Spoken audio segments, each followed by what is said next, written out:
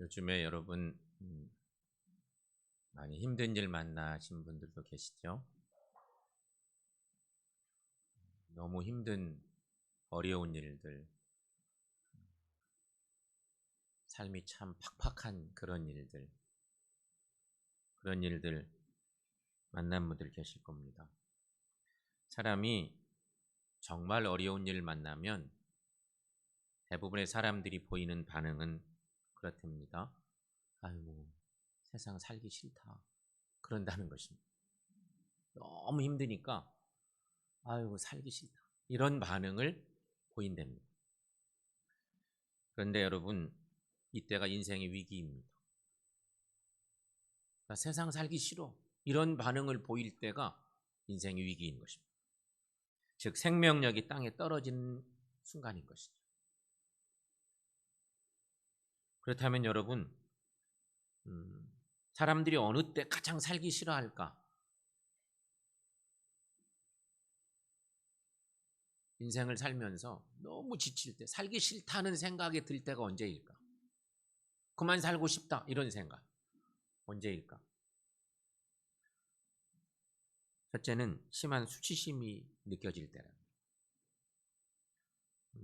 무기력증에 빠질 때랍니다. 그리고 슬픈 일을 당할 때, 두려울 때, 이런 때에 사람이 살기 싫어진다.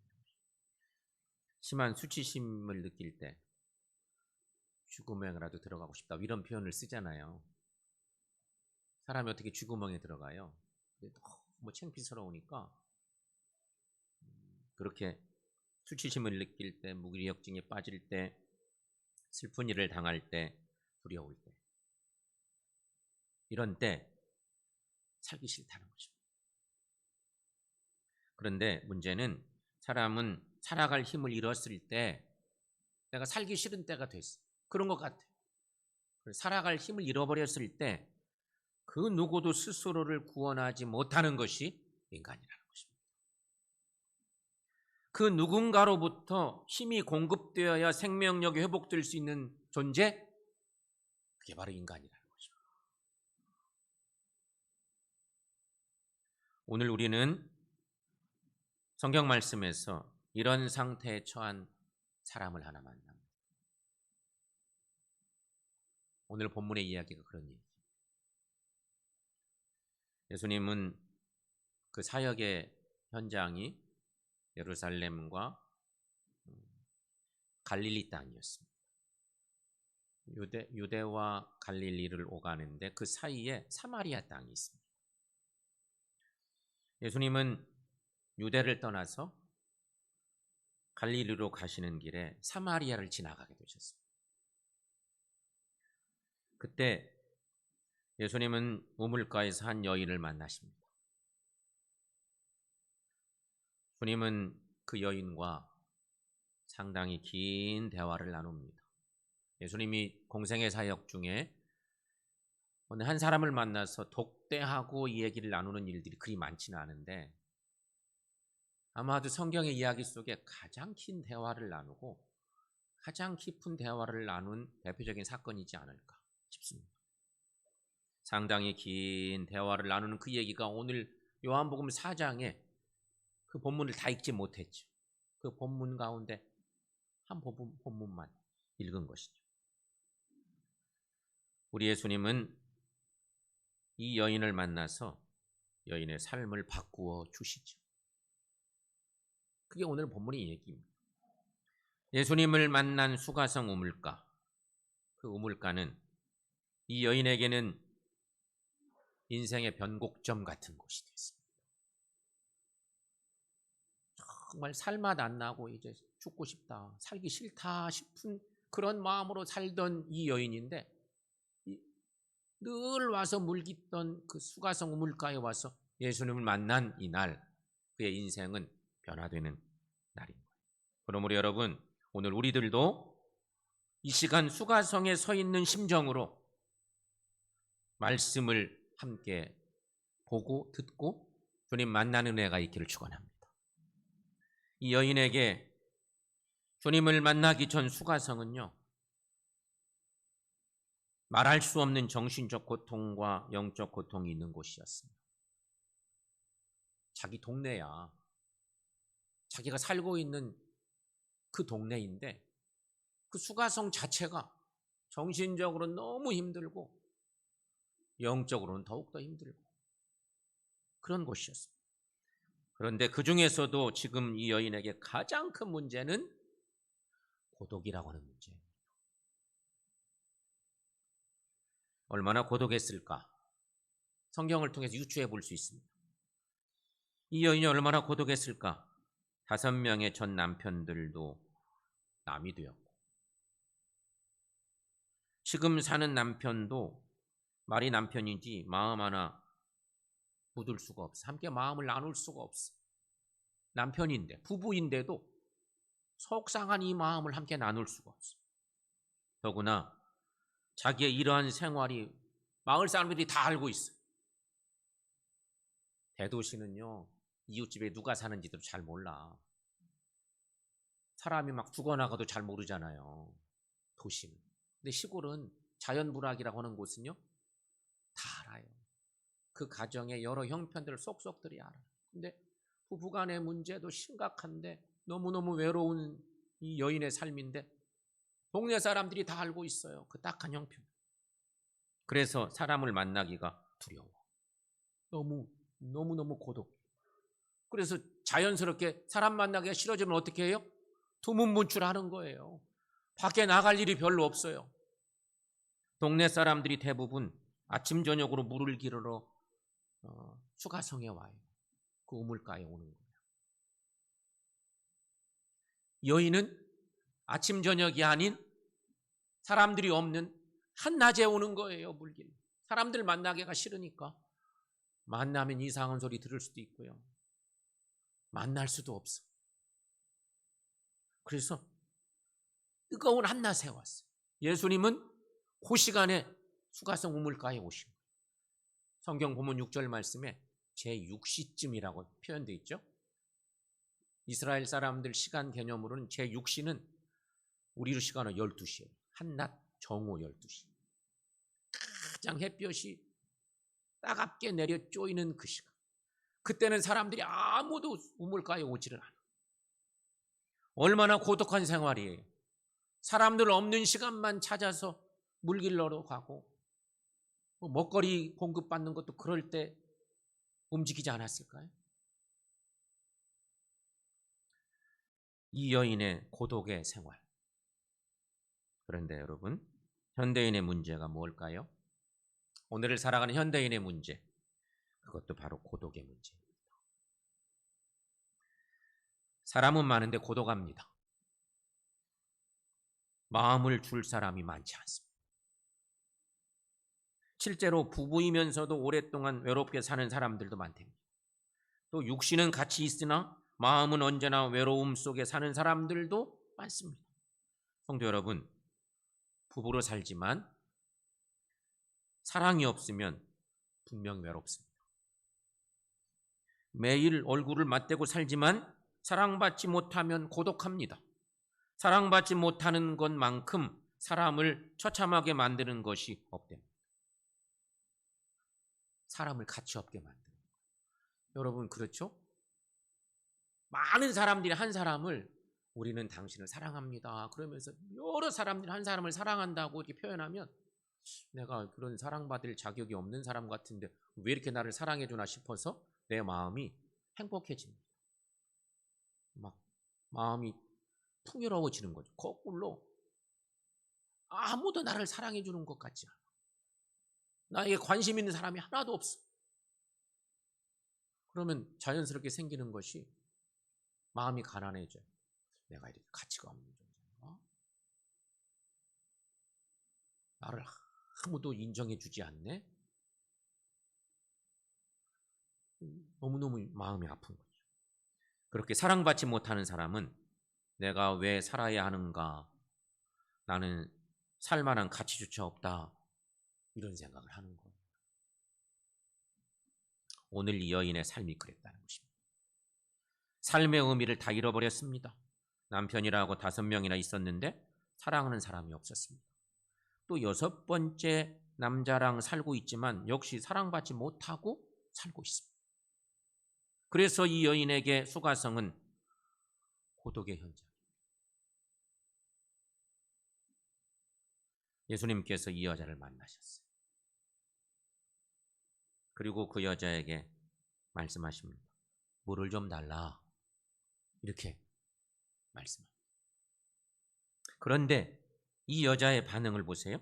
9절 말씀의 대목인데 여러분 자막 동영상 한번 읽어봅니다. 당신은 유대인으로서 어찌하여 사마리아 여자인 나에게 물을 달라 하나이까. 이 좀 볼멘 소리로 전혀 다정하지 않게 그렇게 아주 냉랭하게 대답하는 것이죠. 참 인심도 야박하다 싶을 정도로 쏘아붙이는 격입니다. 그 정도로 이 여인의 마음이 편하지 못한 상태입니다. 다른 사람들에 대해 한이 있고 자신에 대한 원망이 있는 사람입니다. 그러기에 살고 싶지 않은 사람. 고독하고 누구도 사랑해주지 않고 살고 싶지가 않고 그리고 다른 새로운 것에 대한 기대도 갈망도 별로 없어요. 그냥 그대로 살다가 죽으면 그만이라 생각. 그래서 매사가 짜증스럽습니다. 행복한 것이라고는 찾아볼 수가 없을 정도로 그런 딱한 상황. 그런데 여러분, 수가성 여인의 모습이 오늘 우리의 모습은 아닌가.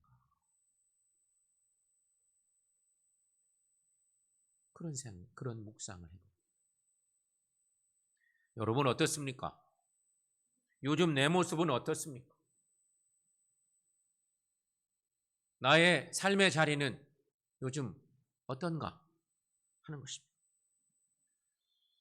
이 여인은 지금 야곱의 우물을 최고의 물로 생각하고 있습니다.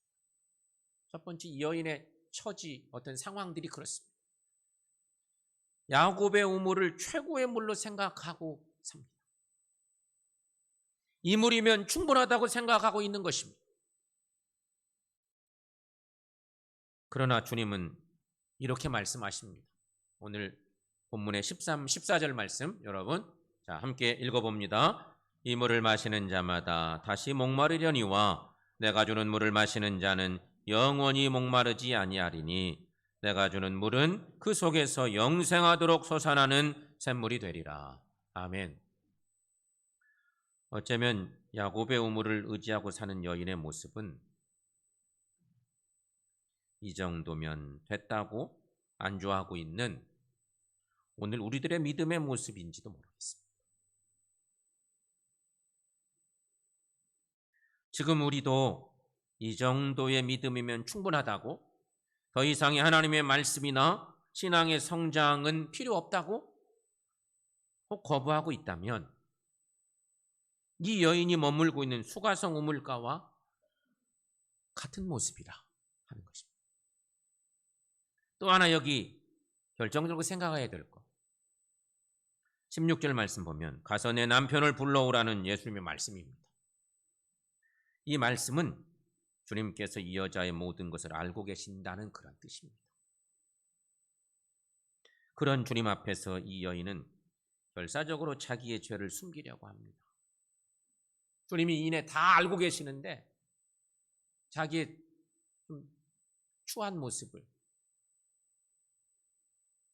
그런 모습을 숨기고 싶습니다.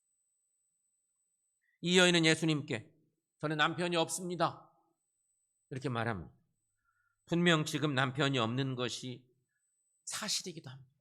그러나 여러분, 이것은 부분적인 사실에 불과합니다. 예수님은 여자가 정욕에 따라 지금까지 방탕하게 살아온 것을 아십니다. 여러분 보십시오. 남편이 몇 명이었는지 정확하게 알고 계시니 이 얼마나 놀라운 일입니까? 주님이 다 들여다보고 계신 거예요. 그 여인의 그 추한 모습을 다 알고 계세요. 오늘 우리들은 어떻습니까? 우리도 부분적인 사실만을 가지고 자신의 허물을 숨기려고 할 때가 많지는 않습니까? 사실 그렇죠? 우리 교우들이 교회 못 나올 때도 있죠. 교회 안 나올 때도 물으면 피곤해서 못 나갔습니다. 무슨 일이 있어서 못 나왔습니다. 그렇게 말하곤 하지요. 피곤해서 그랬습니다. 뭔 일이 있었어요. 그러면서도 왜 피곤한지는 말 안 합니다. 무슨 일이 있었는지도 자세히 얘기 안 하는 경우도 많습니다. 그러나 여러분, 며칠 동안 밤새우면서 하나님이 기뻐하지 않는 일들을 해. 게임을 한다. 뭔가 하나님이 원치 않는 일들에 많이 빠져 있으면서 내 몸이 피곤해져. 거기에 막 빠져들었어.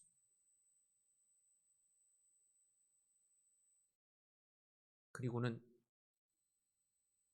그런 말을 안 해. 그 속내 그 마음은 얘기를 않는 거죠. 하지만 여러분, 어쨌든지 내가 말 안 해도 주님은 다 아십니다. 주님은 다 아십니다. 욥기 11장 11절 말씀에 저런 말씀이 있어요. 여러분 함께 읽습니다. 하나님은 허망한 사람을 아시나니 악한 일은 상관하지 않으시는 듯하나 다 보시느니라. 아멘. 성도 여러분, 우리가 주님 앞에서 나의 죄를 가리려고 하는 것만큼 어리석은 일은 없습니다. 여인이 근데 그런 모습을 갖고 있어요. 주님 앞에 있으면서 내 모습을 가리려고 하는 것, 그것은 마치 손바닥으로 태양을 가리고 하늘을 가리는 격이야. 어떻게 가려져요? 가릴 수가 없는 거예요. 성도 여러분, 잘 보십시오. 그 전까지는 물을 달라고 할 때 두레박도 없고 우물도 깊어서 어쩌고 저쩌고 삐딱하게 쳐다보면서 다소 반항적으로 그리고 퉁명스러운 여인이었습니다. 그런데 예수님께서 말합니다. 가서 내 남편을 데려와라. 가서 내 남편을 불러와라. 갑자기 막 그 여인의 깊은 속내를 치고 들어오시면서 내 남편 불러와라. 이렇게 말씀하셨어요. 그러면서 그 얘기를 쭉 나누죠. 그때 그녀가 항복합니다. 아우, 이분이 보통 분이 아니구나. 막 숨기고 또 숨기는데도 다 알고 계시네. 나의 추한 모습, 나의 약한 모습 다 알고 계시는 거예요. 그때 이 여인이 말하죠. 다 자기 완전히 항복하는 마음으로 오늘 본문 19절에서 주여 내가 보니 선지자소서. 내가 느낄 때 당신은 선지자이군요. 선지자이십니다. 이렇게 고백하고 있는 것입니다. 여인은 자신의 과거와 현실을 인정하고 마는 것입니다. 우리 역시 인간의 힘으로 어찌할 수 없는 상태로 오늘을 살아가고 있곤 합니다. 그렇습니다. 우리가 살아가고 있는 세상이란 때로는 정말 물을 길어 올릴 그릇도 없고 그 우물은 매우 깊은 것이 현실이기도 합니다. 그런데 문제가 있습니다. 이 속에서 우리가 원하는 것은 우리가 살면서 우리 마음으로 우리가 소원하듯이 우리가 원하는 것들은 애당초 하나님의 뜻과는 다른 것들이 많다는 거죠. 다를 수도 있는 거예요. 우리가 원하고 사모하는 여러 가지 것들이 하나님의 뜻에 어긋나 있는 일들이 있다는 거죠. 원하던 집을 사야 되고 직장을 구해야 하고 자식을 잘 낳는 것으로 하나님의 약속을 삼으려고 합니다.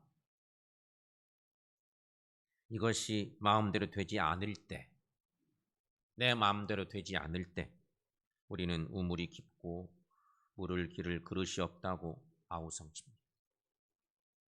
언제 무엇이 어떻게 된다는 뚜렷한 대안이 없는 가운데 믿음이 시험받고 때로는 실망하고 주님을 떠나고, 그래서 일단은 두레박을 빌려와서라도 물을 길어야겠다고 생각합니다. 급한 대로 형식처럼 신앙생활하고 누가 물어보면 교회 잘 다닌다고 둘러대곤 합니다.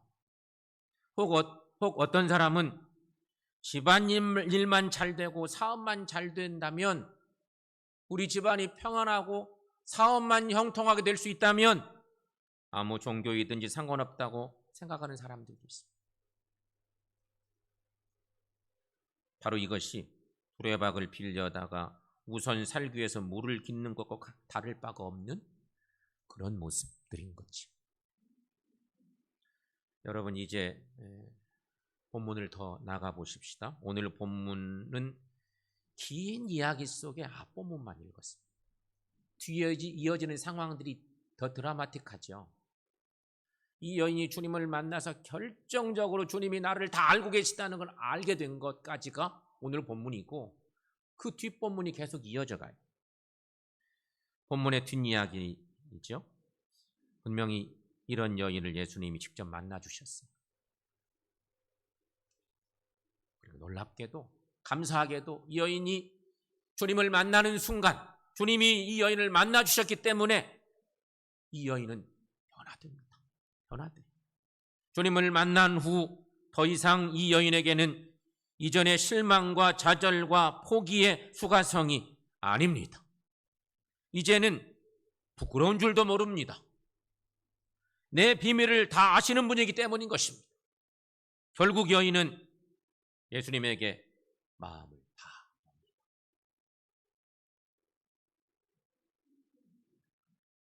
여기서 우리가 기억할 것이 있습니다. 성도 여러분, 우리가 죄사함의 기쁨이 충만할 때, 죄사함의 은혜를 우리가 충만히 받을 때 모든 부끄러움을 다 물리칠 수 있다는 것입니다. 오늘 말씀이 그걸 증거해요. 죄사함의 귀한 은혜를 체험하는 것. 우리가 죄사함의 기쁨이 충만해질 때면 인간적으로 여러 가지 많은 그런 것들 다 내려놓을 수 있다는 거예요. 여인이 그것을 우리에게 보여줘요. 사랑하는 여러분, 우리에게도 이런 은혜가 있기를 축원합니다. 성도 여러분, 이 여인이 주님을 만난 후 보여준 놀라운 일들이 있습니다. 가장 중요한 건 물동이를 버려두고 동네로 들어가서 사람들에게 전도하는 일이었습니다. 그녀는 그동안 자신을 괴롭히던 사람들을 찾아가서 전도합니다. 주님 만나기 전에는 이들을 만나고 싶지 않았어요. 다 이 사람들이 다 손가락질하고 마음으로 막 미워하고 고독하게 살았어요. 만나고 싶은 용기도 없었던 그 많은 사람들. 그런데 변화받고 난 뒤 그들을 찾아가서 전도합니다. 관계가 완전히 바뀐 것입니다. 전에 만나기 싫어하던 사람들을 오늘 일부러 찾아간 것입니다. 예수 믿고 구원받은 하나님의 사람들의 변화된 아름다운 모습, 그것이 이 여인의 모습 속에서 발견되는 것입니다. 또 한 가지는 진정한 생수를 발견한 여인에게 더 이상 물동이는 필요가 없게 됐다 하는 것이. 여러분, 진정한 생수 예수님입니다. 예수님을 만나는 순간, 예수님을 내 구주로 영접하는 순간, 그동안 의지하고 살았던 물동이 필요가 없게 된 것입니다. 지금까지 물동이는 하루하루 살기에 급급한 여인의 삶이었습니다. 물동이는 영생과는 전혀 관계없이 걱정과 근심과 두려움을 날마다 담아 나르는 통이었습니다. 하지만 이제 물동이가 필요 없어졌습니다. 사랑하는 성도 여러분, 이 여인의 삶을 통해 우리가 묵상할 것이 있습니다. 우리가 주님의 은혜를 받았다면, 우리가 주님의 은혜를 온전히 체험했다면 그동안 전적으로 의지하고 살았던 물동이를 버릴 수 있어야만 한다는 것입니다. 그래야 새 삶을 살 수 있다는 것이, 성도 여러분, 우리에게도 이런 은혜가 있기를 축원합니다. 성도 여러분, 우리의 삶을 한번 생각해 봅시다. 우리가 살아가는 현실은 마치 사마리아 수가성과 같다는 것입니다. 숱한 고통과 열등감이 있습니다. 회복할 수 없는 인간관계도 있습니다. 부끄러운 우리의 죄된 모습들도 있습니다. 그러나 이러한 현실 속에서 우리를 홀로 있게 아니하시고 우리 주님은 날마다 우리에게 찾아오십니다. 수가성을 찾아가셨던 예수님, 그 여인의 딱한 형편을 아셨던 예수님, 여인을 만나시고 새 삶을 허락하신 예수님, 그 예수님은 오늘 우리의 삶의 자리에도 우리가 힘들어하고 살기 싫다, 더 이상 살 가치가 없는 것 같다, 그렇게 낙심나 있을 때 찾아오시는 우리 주님을 만나시기를 축원합니다. 성도 여러분, 여러분 앞에 말 못할 현실의 수가성이 있습니까? 그래도 예수님 찾아오시면 다 해결됨을 믿습니다. 그렇다면 여러분, 이제 예수님과 함께 날마다 영생수를 얻는 수가성 은혜의 삶을 사시기를 축원합니다. 그리고 아직도 아픔과 수치의 수가성에 머물고 있는 사랑하는 가족들이 있다면, 사랑하는 친구들이 있다면 그들을 예수님을 만나게 해드리시기를 축원합니다. 그래서 우리 모두가 다 이 여인처럼 예수님을 만남으로 새 삶을 살게 되는 거예요. 새 삶을 살면서 여러 가지 죽음의 아픈 문제들 주님 은혜로 다 해결받고 정말로 감사함으로 새 삶을 살고 생명력이 넘치는 은혜의 삶을 살아가는 저 여러분들 모두가 되시기를 축원합니다.